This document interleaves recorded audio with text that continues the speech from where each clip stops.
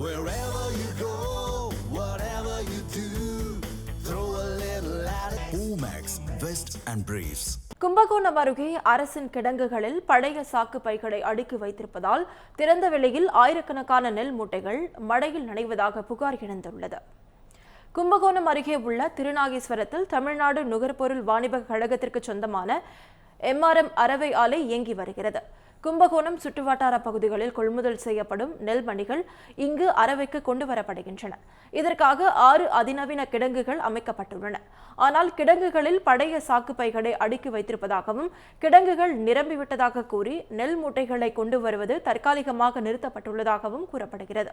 இதனால் கும்பகோணம், பாபநாசம், திருவிடைமருதூர் பகுதிகளில் உள்ள திறந்தவெளி நெல் கொள்முதல் நிலையங்களில் ஆயிரக்கணக்கான நெல் மூட்டைகள் மழையில் நனைந்து வீணாவதாக விவசாயிகள் குற்றஞ்சாட்டியுள்ளனர். தமிழ் ஜனம் சேனலை சப்ஸ்கிரைப் பண்ணாம பார்த்துட்டு இருந்தீங்கன்னா மறக்காம சப்ஸ்கிரைப் பண்ணிடுங்க.